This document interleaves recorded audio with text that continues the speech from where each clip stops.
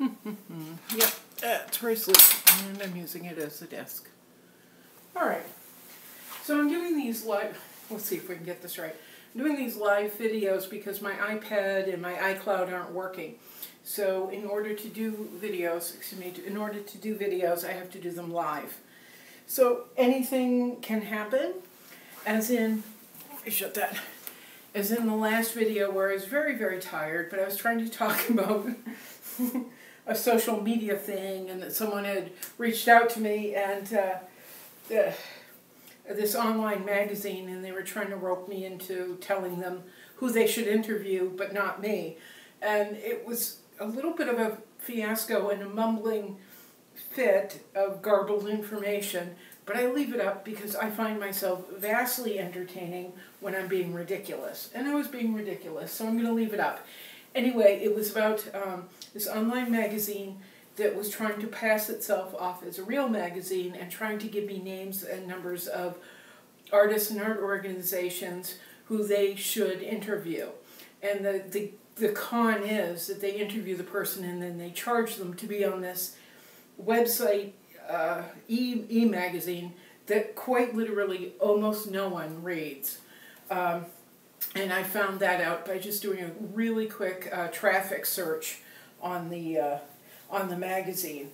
And, you know, a few years ago, they would have pulled me in pretty easily because I was desperate for any thread to the outside world and promotion. But now I know to be more skeptical. So there's two issues. I'm doing live feeds because I can't get my iCloud to work, and, you know, don't listen to everyone who writes you, or something like that. Anyway, yeah, don't promote with people who aren't really doing it for nothing. Anyway, okay, so I'm having another one of those days where it's two steps forward, 10 steps back. And I had planned on getting up, and I had all my painting stuff ready to go so that I could start 2 more paintings. I have 2 more canvases right here that I had prepped, and we're ready to go. I was going to do 2 more small paintings over the next 2 days, but I woke up, got out of bed, and I saw little kitty prints, little blue kitty prints all over the floor. And then I found them all over my bed, and then I found them on the toilet seat. One of the cats had walked through my palette, and then apparently went on safari all over the place. Luckily she didn't damage anything big, and it was 3 hours of me cleaning up kitty paws, but it's done. So 10 steps forward, several kitty paws back.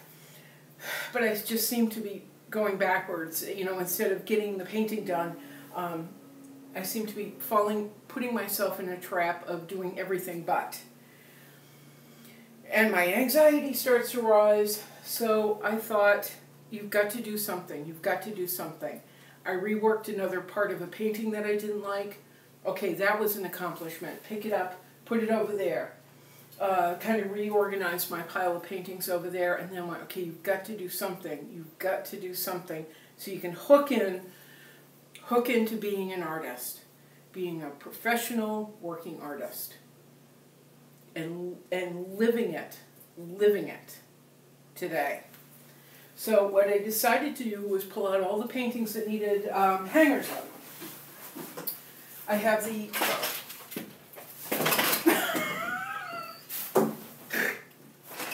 oh my god, I cracked myself up.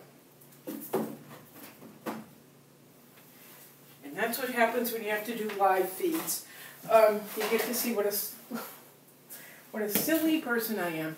Anyway, I've got the two new smaller paintings that needed hangers on the back, and then I had these 2 girls, this 2-panel painting that needed hangers. So I did that. I got 4 panels. I got 4 panels with hangers on them. Rock on, feeling solid. Stay, feeling like I'm you know, doing the work of a professional working artist, instead of a woman walking around in a circle like a crazy person with a rag trying to clean up kitty paws. But I also decided to repair a canvas. and it's been a mess since I left Virginia. When I was leaving Virginia back in January this year, I put this canvas in the truck unprotected, and something fell into it, or it fell into something. One of my favorite paintings ended up with a gigantic hole in it. And she's been sitting here ever since, waiting for me to fix it. And every time I look at it, it's just one of those things. It's a small burden that makes me feel bad when I'm already feeling bad about stuff and walking in circles and confused and not able to articulate. I'm like, why can't I get this boulder up a hill? So I pulled out my repair tape, which is bookbinding tape, and I have more information up on Instagram, and I'll list it down below. I'll try and remember, but it's book repair tape. I get it from Dick Blick. It comes in black and white. Can't tell you the company name. I believe it's Alvin, but it could be Bob. I don't know. But I put this on the tear. I put this on to cover the tear. Pull the split material as closely as I can together. And on this one, they're pretty far apart. I probably should have taken it off the stretcher and repaired it, but I'm not going to because I'm me. So I pulled the pieces of canvas together as tightly as I could, hitched them together with canvas tape in 2 different places, making sure the L-shaped tear kind of met. They met a little bit. And then I put my iron on a low heat, and I just put it over the book binding tape so that it will adhere, the adhesive will adhere to the canvas and hold. This has been bothering me we're in November, almost December, so almost 12 months now. And so I finally repaired it, or almost gotten it repaired. The hole was, oh, I got it so close. The hole was here, and you won't be able to see it with this camera, but there is a discrepancy in the material. What I'm going to do is, there's really very little I can do about this. But what I'm going to do is dab in black gesso. Oh, I'm going to sand it down a little bit, very gently, because there is that discrepancy in the material, very slight. But I'm going to sand the oil and acrylic that I have up there down, dab on black gesso, sand that down, dab on another layer of black gesso, sand that down, and just repeat it until I feel we've got a pretty strong bond and layer to work in. And then I'll go through and apply another layer of oils and get them to work together. But honestly, she's one of my favorite paintings. I have been obsessed with her little face since I was a kid, and I saw her in my parents' encyclopedia book. So I want to get her repaired, and I don't want to feel bad. I don't want to feel like I may leave something unfinished or destroyed behind. I want to make sure that I leave my best work behind at all times.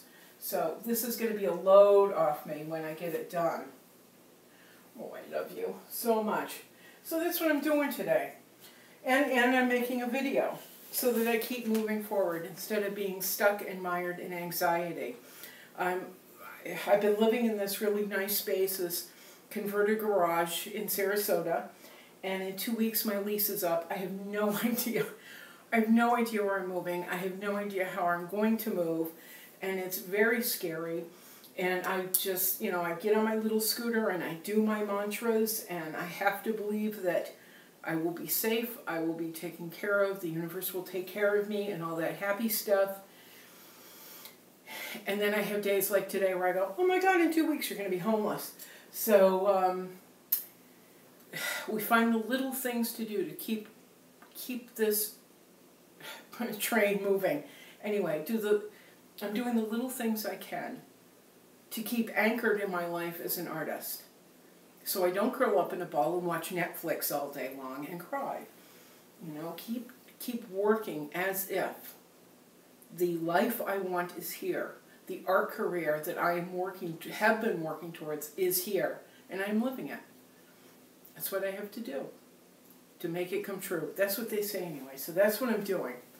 I'm living as if, working as if.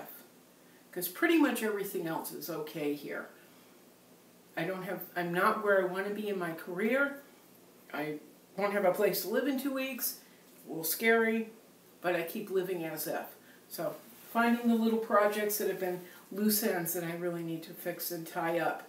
And since this is almost done, I can actually get to paint this afternoon. Yahoo! Because I'm, stuck with it. Anyway, that's about it. And, yeah. Ciao! Let's see if we can find the button this time.